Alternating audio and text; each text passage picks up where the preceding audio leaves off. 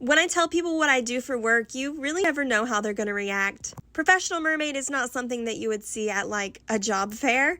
It's not something that is on most people's radar as an actual career option. Sometimes people say that I must have such an easy job just getting paid to swim around and look pretty, but there's a lot more to it than that. It took a lot of training, a lot of years to get to where I am now. So I want to give y'all a realistic behind the scenes look at what my life looks like as a professional mermaid and how I ended up here.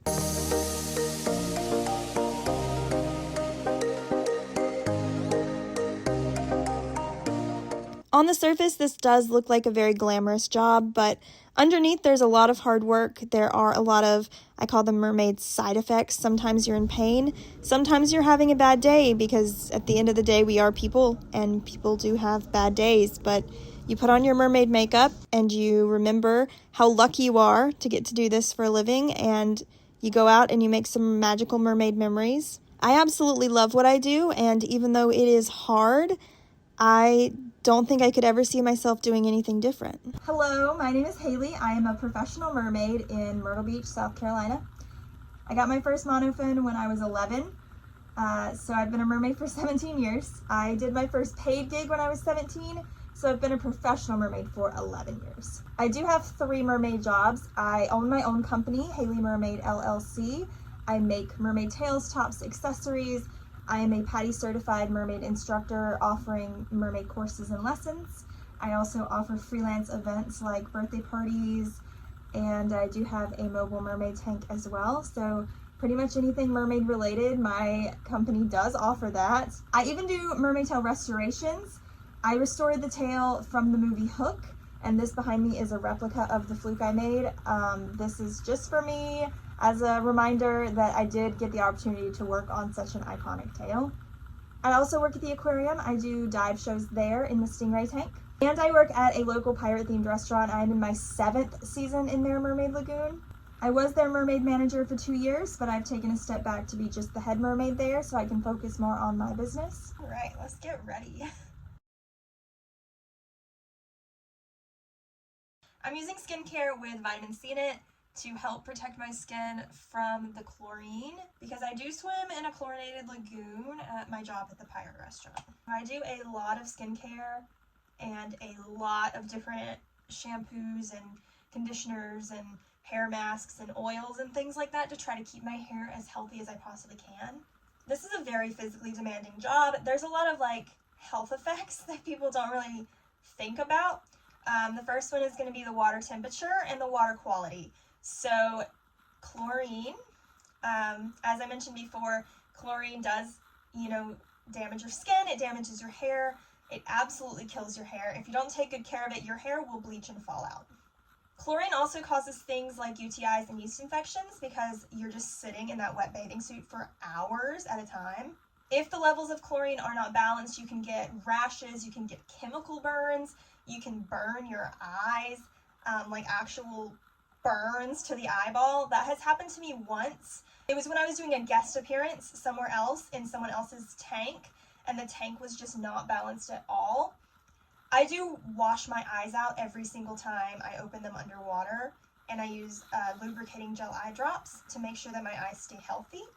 I also do ear drops to make sure I don't get ear infections, because that's another risk. Water temperature is another big one.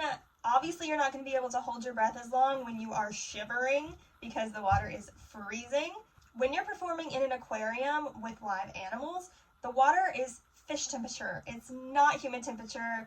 Even tropical fish do like their water cold by human standards. Typically, you would expect a tropical aquarium to be like 68 to 76, which is really cold for people.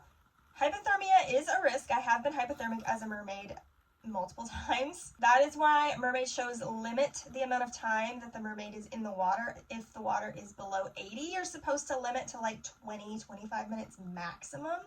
When I'm doing freelance work, I show up to your house for a mermaid pool party. I don't know what temperature your pool is.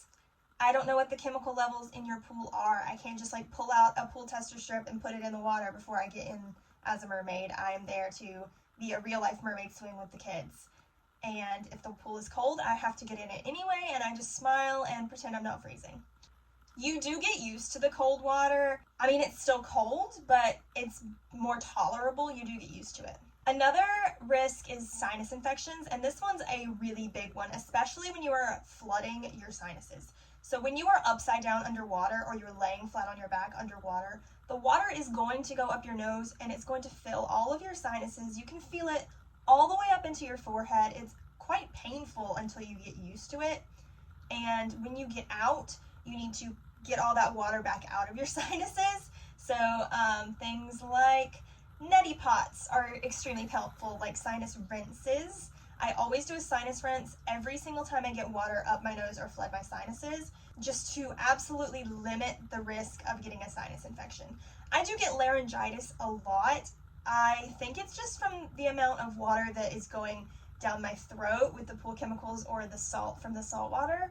It just irritates my throat, but I'm not a doctor, so I'm not sure on that one. You can hear it in my voice, I'm starting to get it now. You do get sick a lot as a mermaid, laryngitis, sinus infections, colds, and viruses, because when you are doing meet and greets with children or you're swimming with children, the children don't have personal space. They're children. They want to hug the mermaid. When they come up out of the water, they're going to spit that water out, and that's going to go in your face. I've had kids sneeze on me. And it does make you sick, and that's just a hazard of working with kids. That's just part of the job.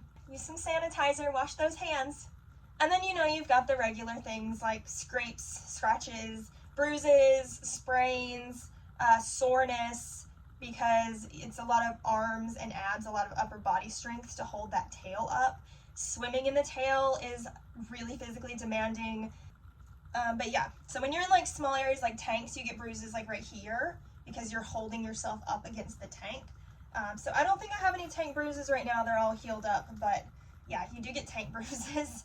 My legs are just covered in bruises. I'm not going to show you that. My feet are covered in blisters. Again, not going to show you that. But yeah, I did scratch myself on some rocks earlier in the lagoon. That was earlier this week, so they're kind of healed up now. Hazard pay and insurance, no and no. Being a professional mermaid is not like a full-time job. You cannot work full-time hours as a mermaid. It's just so bad for your health that they limit your hours.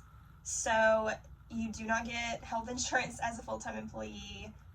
You have to get your own health insurance through the United States healthcare marketplace, which is like this whole big ordeal that we're not going to go on a big spiel about today.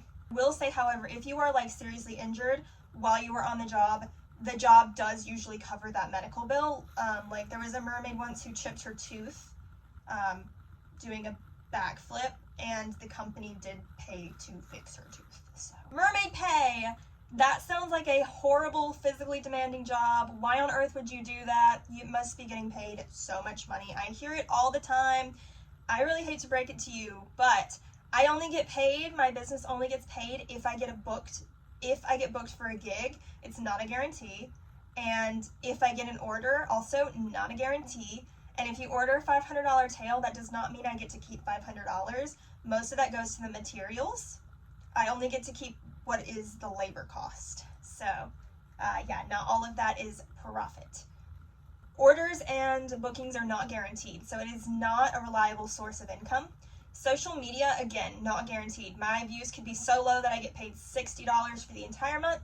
My views could be high and I could be getting enough money to pay my bills for that month as a payout. But again, super unreliable. As far as mermaid jobs go, where you are an employee of the company and you are working there as an hourly mermaid, getting paid hourly, the average is between $10 and $15 an hour, sometimes with tips. I am not going to disclose the exact amount that I am paid at either of my jobs, even though I get the same hourly amount at both of them now. Pirates, I do get tips, and the aquarium, I don't. But if you're thinking that it's like way above that average range, it is not. This is not something that you do for the money, because being a mermaid is not going to make you rich. This is something that you do because you love it and you can't imagine doing anything else. This is something that you do because when you are underwater and you are weightless and you look over and see a stingray swimming next to you, it's the most magical feeling in the entire universe. This is something you do because the kids leave you notes that tell you that this was the best day of their entire life because they got to meet a mermaid. This is something you do because you do a story time for a kid who is battling brain cancer, and then 4 years later you get to see her graduate elementary school cancer-free. This is something that you do because you get to create magic memories, and it's something that you do because you love it. Thanks so much for watching. There's new episodes coming out every Mermaid Monday.